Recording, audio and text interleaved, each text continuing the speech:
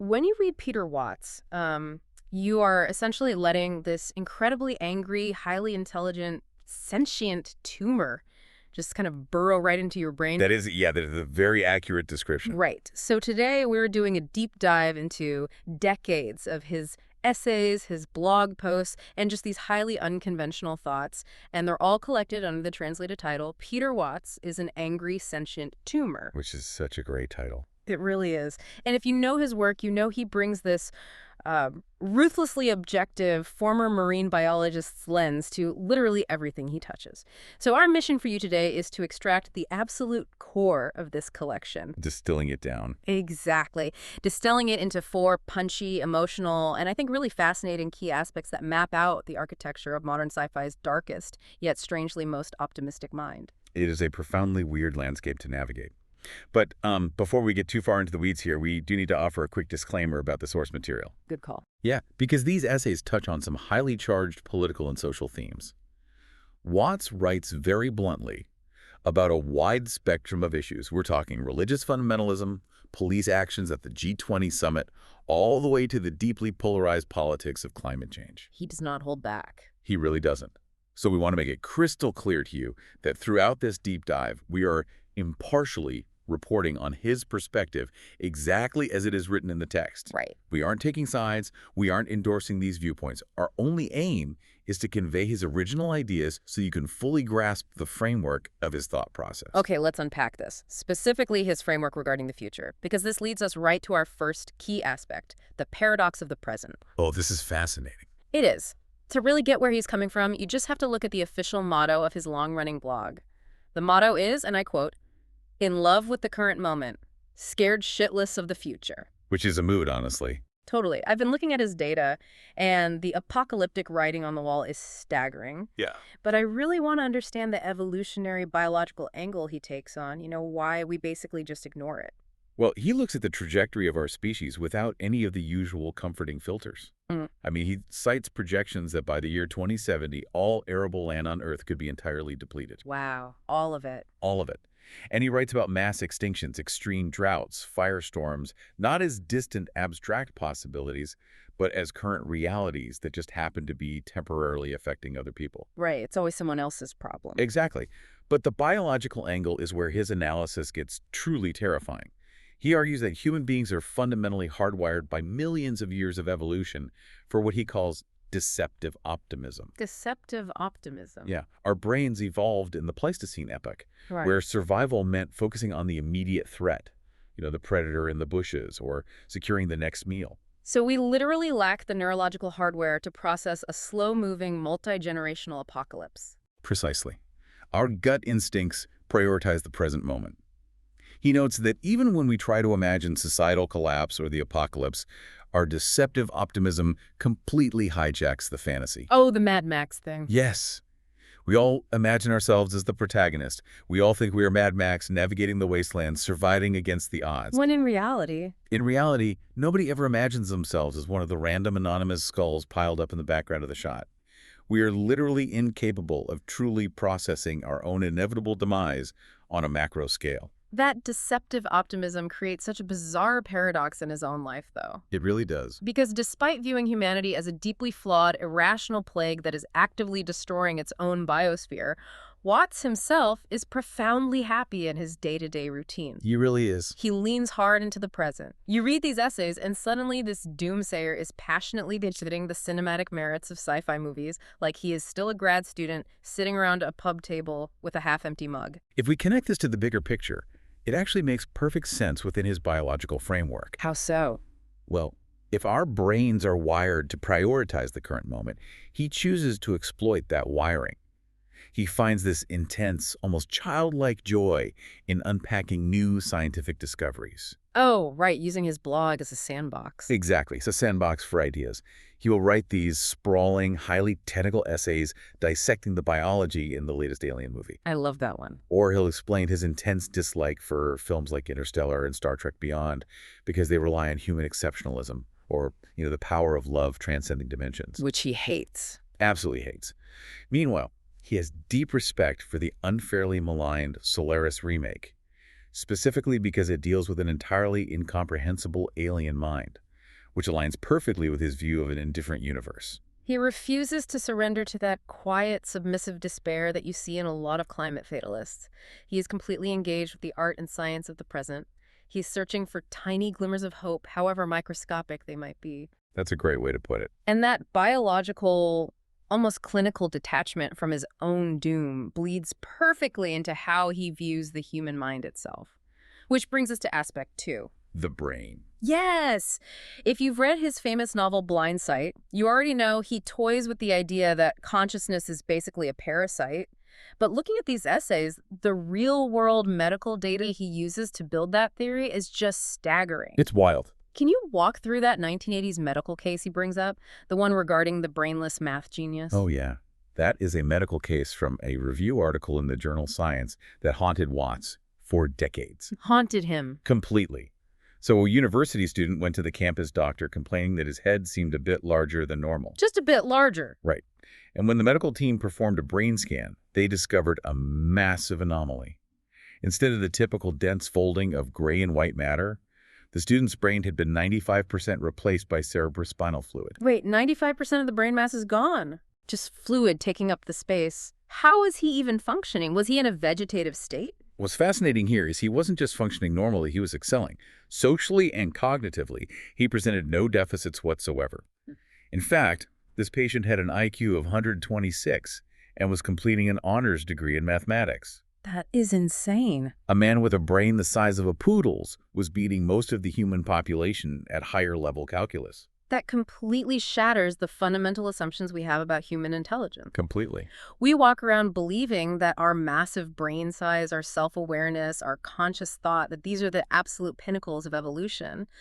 But if a 1 millimeter layer of tissue can handle higher mathematics, it forces the question, what is the rest of that massive biological supercomputer actually doing? Exactly. And Watts uses that anomaly to posit a terrifying conclusion. Consciousness might not be the crown jewel of evolution at all. Just a byproduct. Right.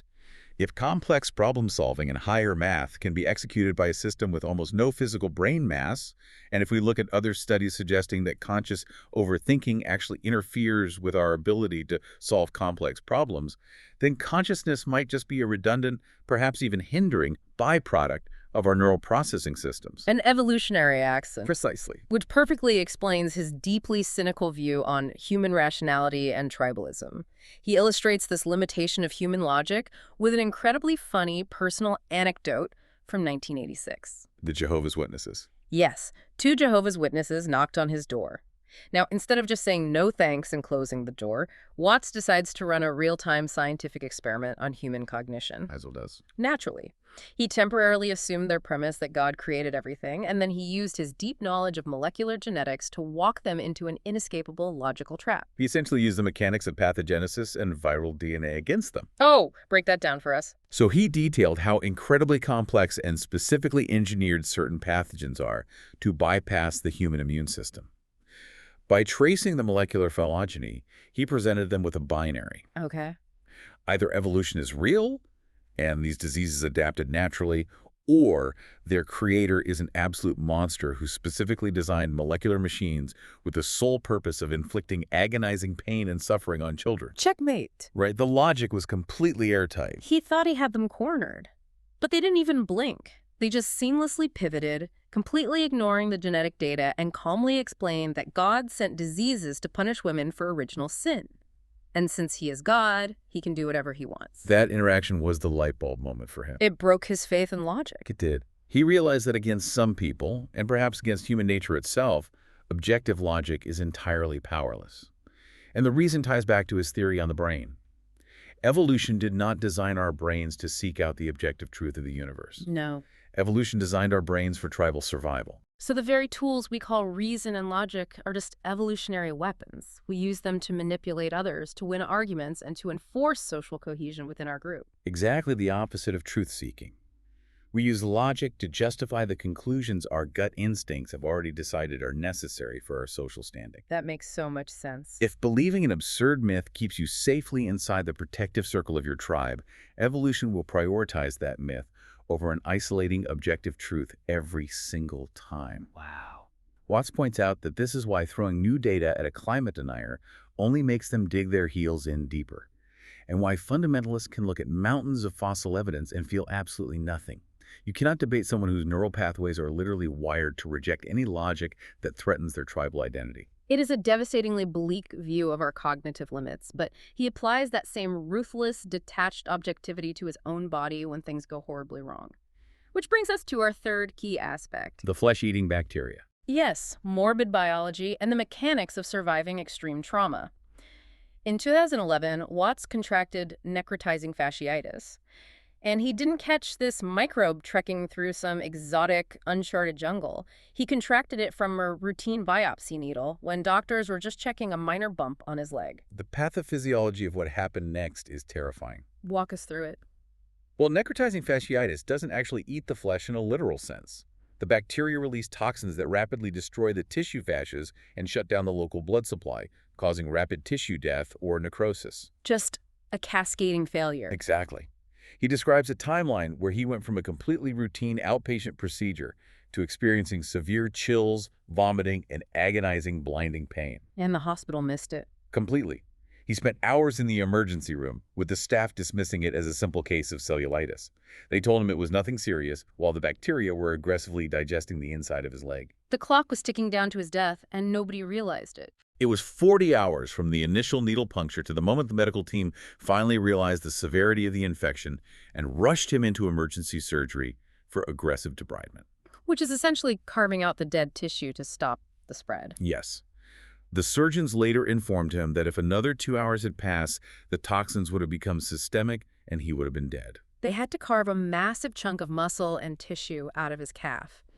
He describes the resulting wound as a crater the size of Australia. It was huge. But here's the part that is so incredibly on brand for Peter Watts. A normal person would likely sink into profound despair or suffer massive PTSD from being eaten alive from the inside out by a microscopic organism. But his scientific background simply overrode his panic. Totally. He looked at this horrific, life-altering wound with pure, morbid fascination. He essentially treated his own mutilated leg as a biological observation deck. He writes about looking down into the open crater during bandage changes and watching his remaining calf muscles contracting and sliding against each other. He described them moving like meat pistons. Meat pistons. That is so gross, but so fascinating. He even admits to taking high-resolution photos of the open wound, posting them on Reddit, and successfully making half the internet sick to their stomachs. Classic Watts. He turned his own near-death experience into a viral, interactive science experiment. And the ultimate takeaway from that specific essay is just staggering. Despite the excruciating pain, the massive scar that he bluntly says looks like a vagina, and the fact that he was the victim of a spectacularly unlucky medical fluke, Watts considers himself incredibly lucky. He anchors his perspective in the brutal reality of the disease. Right. He points out that necrotizing fasciitis routinely takes people's arms, their legs, and their lives. By comparison, he survived with his limb attached. He views the scar not as a tragedy, but as a souvenir. A conversation starter. He jokes that it's a guaranteed free beer from people who are easily impressed at bars. He doesn't view his survival as some divine miracle or stroke of cosmic destiny.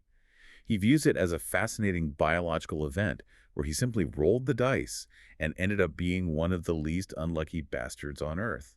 That objective detachment acts as an impenetrable psychological armor. By viewing humanity and biology through this cold scientific lens, he inoculates himself against the kind of despair that would crush anyone else. It's his survival mechanism. And that resilience brings us to our fourth and final key aspect.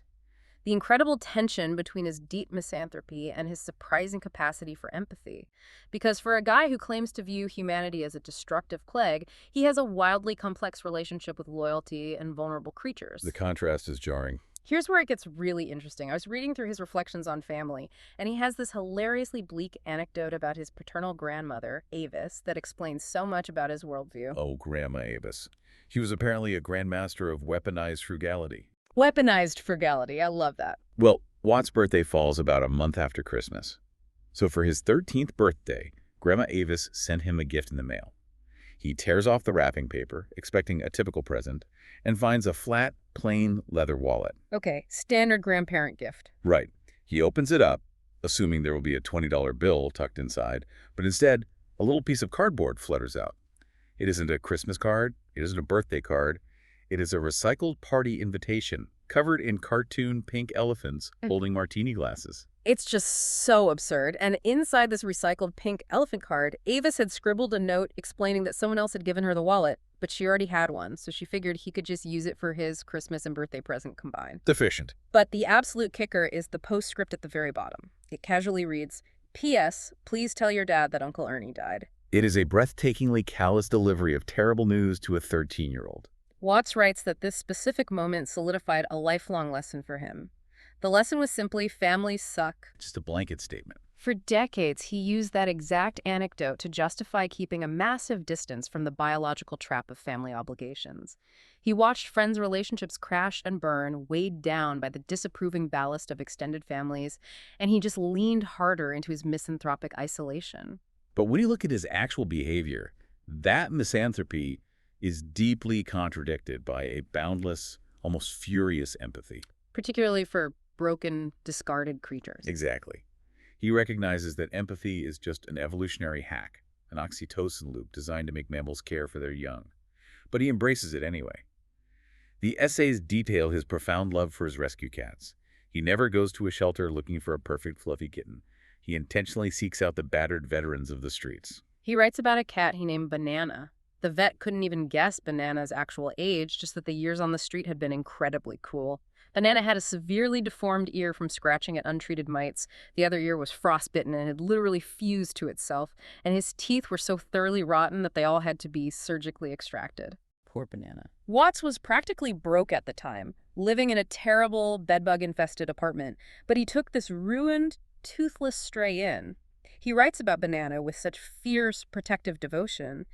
He jokes about the cat waking him up by piercing his nasal septum with a single claw if breakfast was 1 minute late. Typical cat. Right.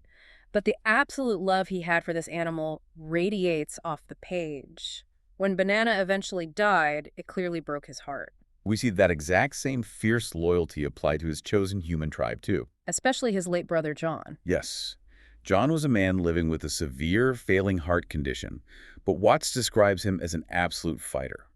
John was contrarian and combative. He was the kind of guy who would argue with Watts about marine biology just for the fun of fencing with words, even when John knew he was completely factually wrong. Just pushing his buttons. Exactly.